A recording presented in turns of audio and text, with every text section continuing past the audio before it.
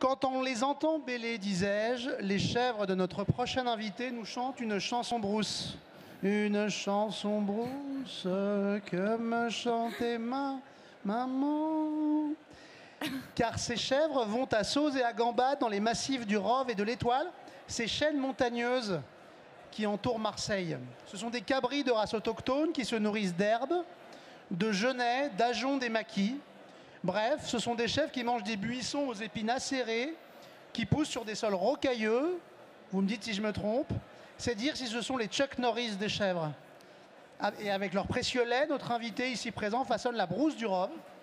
Un lait caillé qui donne un fromage grumeleux couleur d'albâtre aux délicates saveurs de garrigue, qui bénéficie d'une appellation d'origine contrôlée depuis 2018, obtenue de haute lutte par lui et 7 autres copains bergers. Et pour l'accompagner, nous recevons une fine et forte gueule, une meuf à poigne et à doigté, la femme du boucher, qui soulève des trains, de côte de bœuf le matin pour faire sa morning routine, mais qui chante aussi de l'opéra avec son père le week-end. Et il faut dire qu'il faut être monté avec elle dans sa voiture dans la rue de Marseille pour savoir ce que conduire veut dire. Bref, ils viennent ici nous raconter leur amitié. On va parler amour de leur arrière-pays, sort réservé aux chevreaux, aussi vie et mort, car oui, c'est un enjeu capital, beauté et peine du métier de chevrier, et tout ça, j'espère, dans une ambiance joyeuse et lactée, bref, dans une ambiance de la brousse. Mesdames et messieurs, François Borel et Laetitia Wyss. Salut François. Ça va? Ça va, ça va. Quand on parle de brousse du Rove, on parle du Rove. Et le Rove, si j'ai bien compris, c'est un village, mais c'est aussi la race des chèvres. Ouais, c'est un petit village qui est dans la chaîne de la Nerte, à l'ouest de Marseille. Et c'est là que sont nées ces chèvres-là, cette race-là. Et après, la brousse du Rove, issue de ce lait-là, quoi. Ouais, qui donne son Faite nom. avec ce lait-là. Qui a un goût très particulier, c'est un lait caillé rare, c'est une brousse... Alors c'est pas vraiment un lait caillé en fait. Pas vraiment un lait caillé. C'est une fabrication très particulière. Déjà ça vient du fait que les bêtes mangent à l'extérieur et exclusivement à l'extérieur dans les collines arides autour de Marseille et dans tout le département des Bouches-du-Rhône aussi. Un petit peu le sud du Vaucluse, le Luberon, et puis l'ouest du Var côté Sainte-Baume là. Et elles font un lait particulier par leur alimentation et la fabrication est particulière aussi puisque c'est la seule fabrication fromagère française qui est faite sans présure. Sans présure animale? On fait sans présure du tout. Non. On fait en fait, on fait floculer le lait, ça fait des flocons, avec du vinaigre blanc, du vinaigre d'alcool, en faisant chauffer le lait par acidification. D'accord. Donc voilà, c'est fait sans présure. Il n'y a pas d'agent coagulant autre que le vinaigre. D'accord. Je ne sais pas s'il y a besoin de rappeler ce qu'est une présure à notre public, peut-être que si quand même. Qu'est-ce que c'est une présure dans le fromage d'habitude? Alors la présure, je vais essayer d'être rapide, mais en fait tous les agneaux, les chevreaux, les veaux, donc tous les ruminants qui ne consomment que du lait, sont incapables de consommer et de digérer le lait tel que. Donc ils ont 4 parties dans leur estomac, dont une qui s'appelle la caillette. Dans la caillette, il y a un enzyme qui permet de faire coaguler le lait, donc en fait ils fabriquent un fromage dans la caillette qui leur permet d'assimiler le lait une fois transformé. En fait, c'est la première des fromageries. D'accord. C'est ce qu'on essaie d'imiter, nous, depuis le néolithique. Ouais, donc c'est une faculté physiologique des petits des mammifères laitants que de fabriquer du fromage. Et alors ça, on l'extrait. À l'époque, c'était les bergers qui faisaient sécher un bout de caillette, qui le salaient, qui en coupaient un petit bout, qui en râpaient un petit peu et qui le mettaient dans le lait pour le faire coaguler. Et ça permet de solidifier le lait finalement. C'est ça. Pour en faire du fromage. C'est ça. De passer de l'état liquide à l'état solide. Et aujourd'hui, il y a des fromagers qui utilisent des présures végétales. Ouais. À partir de gaillets, une plante ou d'autres. Les champignons. Les orties aussi. Ouais, orties. Les orties dans les Pyrénées, ça se fait bien. Et donc toi, ni l'un ni l'autre? Ben nous non, nous on pense que non, on ne le fait pas. On pense que cette fabrication-là un peu atypique, ça vient d'un accident de fabrication. Vraisemblablement, on parle de milliers d'années, mais après pour vérifier ça, j'en sais trop rien. Mais du lait qui aurait été peut-être stocké par mégarde dans une bonbonne dans laquelle il y avait du vin qui avait tourné, du vinaigre. Et ils l'ont laissé de côté avant de le jeter et ça a fait une espèce de floculation. On pense que c'est de là que vient par cet accident-là qu'est venu ce procédé-là. Heureux accident, quoi. L'histoire de la cuisine et de l'humanité en est pleine. Si c'était du vin rouge, ça ne devait pas être très heureux, mais en tout cas, ça leur a permis de découvrir que l'acidité... vinaigre. Ouais. Et c'est pour ça que la Brousse du Rhône est un fromage qui n'est pas solide, qui est grumeleux, qui se détache facilement. C'est lié au fait qu'il n'y ait pas de présure? Ça, je suis vraisemblablement. Moi, je suis berger, ma femme fromagère. Donc après, l'explication scientifique, je ne l'ai pas forcément. Ta femme, elle est là dans le public? Elle est là au milieu, à côté de Nadia Samy. Je pense qu'on va l'applaudir fort, non? Bien sûr. Et alors, tu me disais au téléphone que vous avez lancé l'appellation de la Brousse du Rhône avec des copains. Vous êtes 8 bergers à avoir obtenu ça de haute lutte? Voilà, en fait, c'est vraisemblablement en France le plus ancien fromage qui n'avait jamais été protégé. On n'a pas forcément besoin de ça parce que malgré la contrefaçon, c'est quelque chose de culturel à Marseille et autour de Marseille. Il y a de la contrefaçon dans la brousse? On estime toujours, alors lorsqu'on a lancé la démarche AOP, enfin AOC puis après AOP, il y avait à peu près 70% de contrefaçon qu'on pouvait trouver dans les rues de Marseille. Ah ouais. D'ailleurs, c'était devenu même, c'était un complément pour beaucoup d'artisans. Mais avec de fausses étiquettes Brousse du Rhône? Il n'y avait pas d'étiquette du tout. Ah ouais. Mais il y a une forme traditionnelle que vous allez conique, voir, qui est conique là. Ouais. Et donc beaucoup de gens qui connaissaient encore la recette, des mamies souvent dans leur cuisine, avec du lait en brique, qui faisaient des brousses et qui les vendaient comme Brousse du Rhône. Et malgré ça, ça ne nous faisait pas forcément de concurrence parce qu'on était très peu nombreux à en faire. Ouais. Mais quand même, c'était important. Il nous semblait que le travail qu'on fait dans les collines, à courir toute la journée, toute l'année, 8 heures par jour, 365 jours par an, l'été, la brûlure de soleil, et puis le froid qui pique l'hiver. Et puis après, le peu de lait que font les bêtes. Donc on a tous de gros troupeaux parce qu'elles font très peu de lait, ces chèvres-là. Il était important que les gens puissent faire la différence, quoi. Et que ce travail soit reconnu et reconnu. Et ce qui nous faisait surtout peur, c'est que ce procédé-là permettait, et le prix de vente permet toujours, après les yaourts, la plus grosse valorisation fromagère française. Donc bien sûr, on se méfie de nos petits amis Lactalis, etc. Donc on s'est dit, il faut leur couper vite l'herbe sous les pieds. Donc on a réservé cette AOP-là, elle est exclusivement réservée aux paysans. C'est que les bergers qui peuvent faire de la brousse. On n'a pas le droit non plus de vendre du lait à des artisans ou à des industriels. Très bien. C'est exclusivement un fromage paysan. Pour ceux qui ne connaîtraient pas encore la Brousse du Rhône, on peut peut-être la montrer. Est-ce que tu as ramené l'étui caractéristique? On a ramené même des brousses qui vont être en principe servies. Alors je ne sais pas où ça en est. D'où il vient cet étui conique? D'où ça vient ce truc? Alors à l'origine, on dit que c'était dans des cornes. C'était des cornes qui étaient évidées et qui servaient par ça. Moi, j'en ai jamais vu des comme ça. Ce qu'il y a de sûr, c'est qu'au début du siècle dernier, c'était dans de l'osier. Ils faisaient tresser de l'osier. En fait, c'était des faisselles, mais en osier. Après, ça a été en fer étamé. Ça, on en a pas mal encore de ces vieilles faisselles en fer étamé. Pendant la guerre, comme il manquait de produits de partout, les bergers qui étaient un peu qui voulaient faire un peu plus de profit, ils ont découpé les cornets pour les faire plus petits et les vendre au même prix. Donc on a des cornets avant et après guerre qui n'ont pas la même dimension. Exactement ce qui se passe en ce moment avec l'inflation là. Ah ouais, ils réduisent les paquets et ils conservent les prix. On n'a rien inventé. Et puis maintenant, c'est en plastique parce que les normes. Et on cherche une solution pour se passer du plastique. Donc on a fait quelques essais, pour l'instant pas très concluants, mais on aimerait arriver à en faire avec du carton ciré ou quelque chose comme ça pour éviter ce plastique-là. Pour l'instant, on n'a rien trouvé.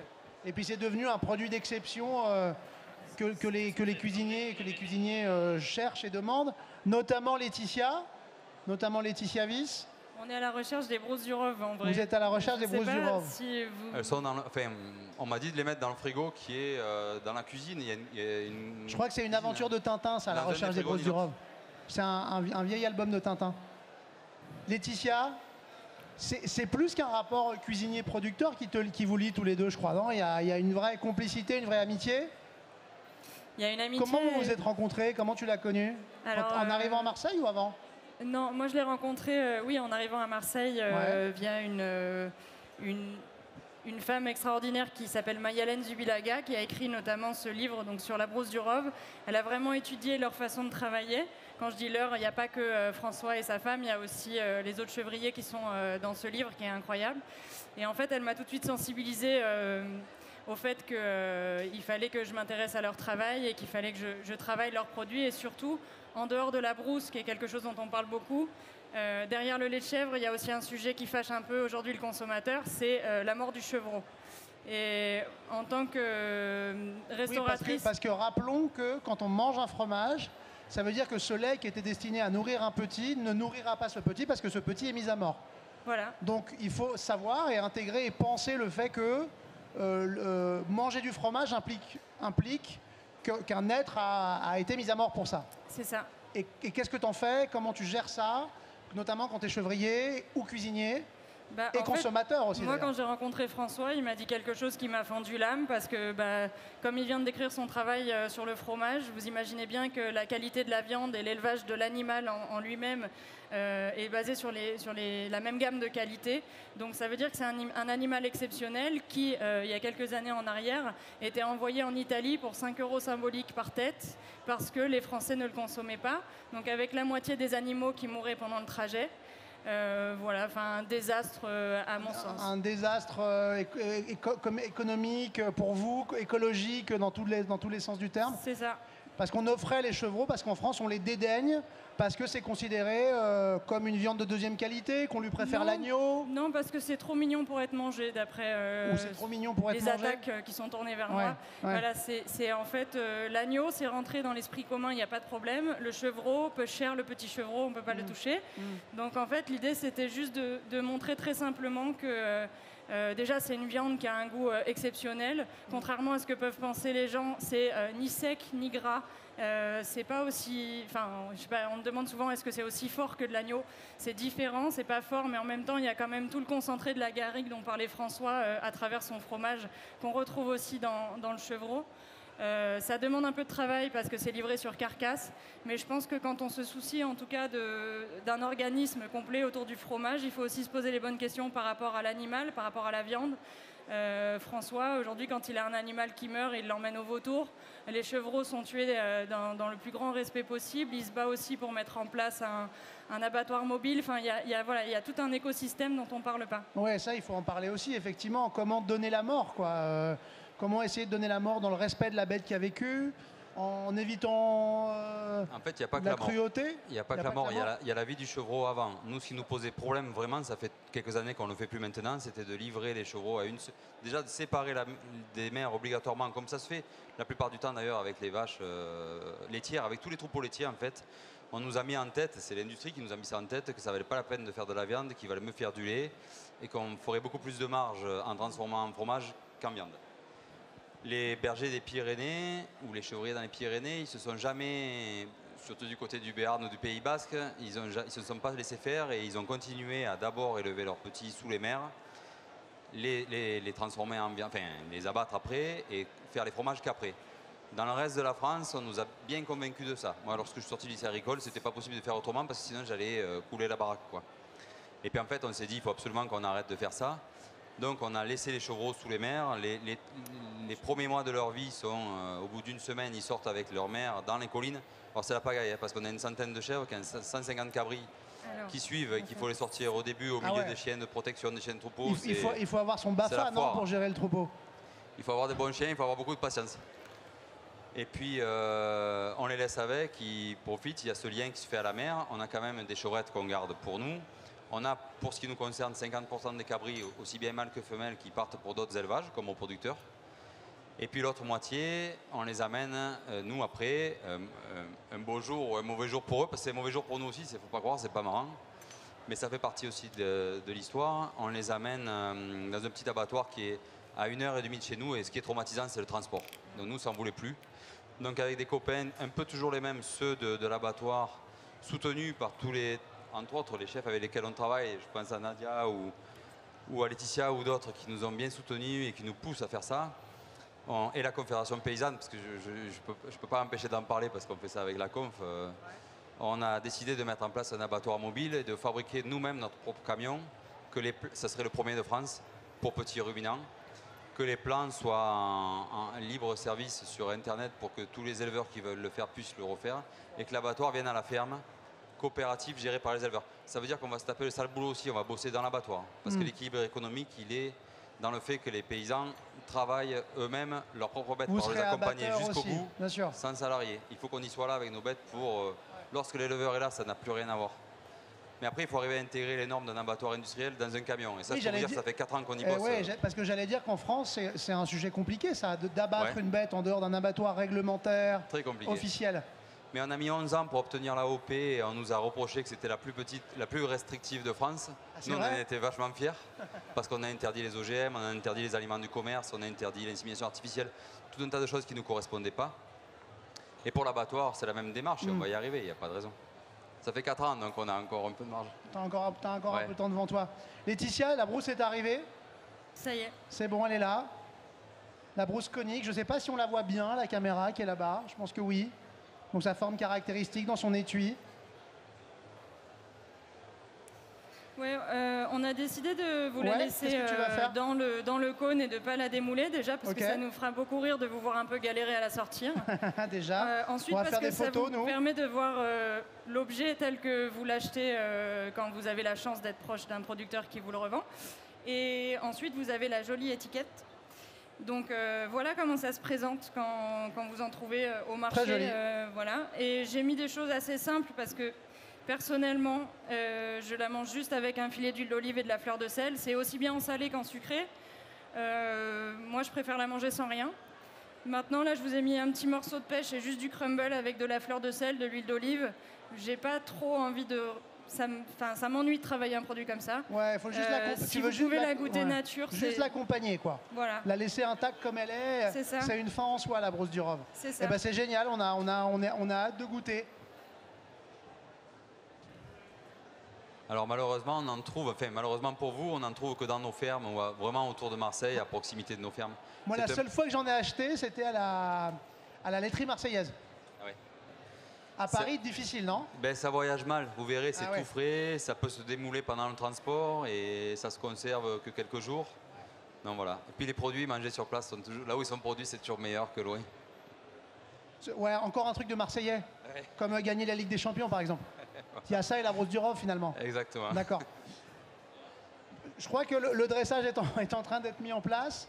Laetitia, peut-être qu'on pendant que tu mets en place, on peut dire 2 mots sur la femme du boucher, non? Ton restaurant Viandard à Marseille. Je sais bien que vous preniez Viandard, mais pas que, mais Viandard quand même. Un peu de crumble, un peu d'huile d'olive, c'est tout. Que tu as ouvert il y a quoi, 2 ans maintenant? Il y a 2 ans, ouais. Alors c'est une ancienne boucherie qui a été transformée en 98 en pleine crise de la vache folle par son propriétaire qui a cassé l'appartement qui était attenant à son commerce de manière à faire manger des gens et de compenser la perte de chiffre d'affaires. Donc c'est toujours comme ça en fait. Vous rentrez par une boucherie, dans le fond il y a un restaurant. On était en plein Covid, je voulais juste me faire une idée de l'endroit où éventuellement je poserais mes valises. Je suis rentrée, toutes les cases étaient dans le vert. On m'a dit que c'était pas le moment, j'ai dit tant pis. On m'a dit c'est pas le moment, les gens sont véganes, j'ai dit tant pis. Mon idée c'était juste de montrer très simplement, pas d'inciter les gens à manger plus de viande, mais à la manger différemment. Sur plusieurs points de vue, par exemple, on parle de manger moins de viande, donc ça c'est un sujet effectivement. De la manger mieux, c'en est un autre, mais c'est intimement lié.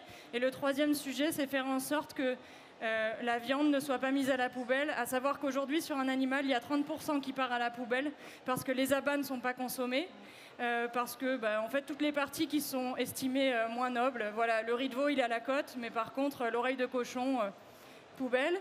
Donc c'est pour moi un peu une lutte sur le même pan que le chevreau, qui est un produit exceptionnel qui aujourd'hui est dévalorisé sous prétexte que c'est pas un produit. Voilà, il n'est pas passé avec Cyril Lignac sur M6, donc il n'a pas encore ses lettres de noblesse, mais ça viendra. Et qu'il soit considéré, que tout ça soit considéré comme des déchets, on en parlait tout à l'heure, quoi. Il y a un gaspillage colossal, non, par exemple, sur les bêtes, tu le disais. Sur le fait qu'on ne mange pas des abats, qu'on ne mange pas l'oreille, qu'on ne mange pas certains... Sur les bêtes, et puis je pense qu'aujourd'hui, dans la façon de cuisiner, la cuisine qui est vraiment devenue à la mode... Je jette la pierre à personne, mais ce qu'on a appelé notamment la bistronomie, c'était beaucoup un travail de produit, ce que je trouve très bien. Maintenant, au détriment de certains savoir-faire qui commencent à disparaître petit à petit. Je pense par exemple au jus de viande, je pense par exemple à la charcuterie, qui étaient quand même des très très bons moyens de ne rien jeter. Je trouve ça quand même scandaleux qu'aujourd'hui on mette des os à la poubelle alors que c'est bourré de collagène, c'est super bon, ça a du goût, ça permet de faire des jus de viande, ça rehausse vos plats. Alors je comprends qu'à la maison, on n'ait pas le courage de se faire bouillir sur un coin de fourneau pendant 2 jours un consommé de volaille, mais par contre dans les restaurants, c'était un très bon moyen de ne pas jeter. Voilà, donc je me bats un peu pour ces sujets-là. Préconisons pour le retour des jus et pour le retour de la saucisse surtout. Pour le retour de la saucisse, disons-le, la saucisse n'est pas morte. La saucisse nous sauvera le monde. Le dressage est presque fini. J'ai l'impression que le petit crumble, la brousse du rhum, enfin c'est nickel quoi. C'est beau en plus ce rappel de couleur que tu as fait avec l'étiquette. Regarde. Alors j'y ai pensé ce matin au réveil, c'est le premier truc qui m'est venu à Ouais, l'esprit. tu penses à des trucs le matin au réveil, Pas toi, non? du tout. Tu Non, chantes c'est le toujours un hasard. peu d'opéra avec ton père ou pas, Laetitia? Ouais, alors seulement sous la douche parce que ça fait fuir les clients, ouais. Bah ouais, je comprends, ouais. Bon, bah on va envoyer la brousse du rhum, un filet d'huile d'olive et puis basta, quoi, c'est parti, ça part. On commence le service, allez, je t'aide. Est-ce qu'on a des petites... On a de si, quoi, quand même, regarde, parce on a, que là, on a ça des va fourchettes, être... on a des fourchettes, regarde, madame. Ça va être difficile Une avec brousse du les doigts. rhum.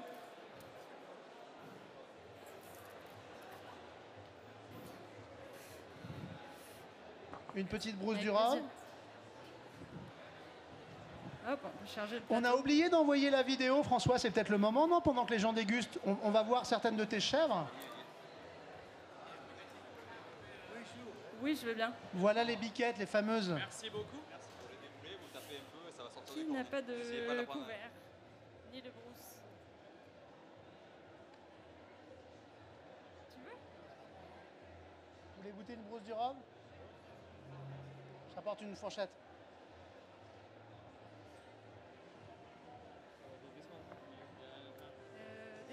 Découvert. Avec plaisir. Pardon. Il y a des fourchettes là si vous voulez.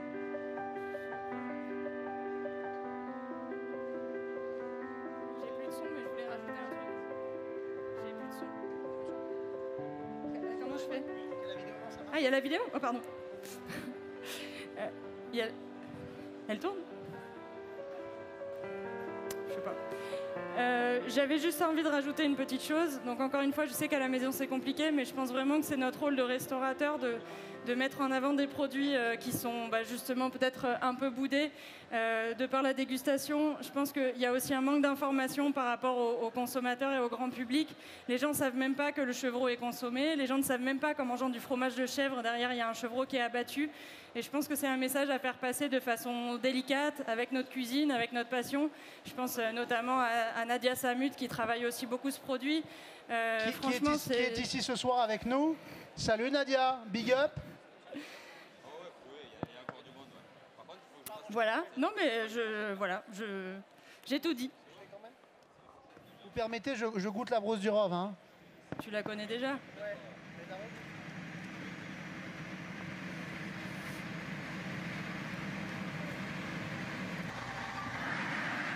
Ah oui. Un Oui, délice. c'est une bonne idée. Vas-y, je vais le faire. Les brousses arrivent. Ça fait tourner des petits cônes. C'est omnivore. Oh là là.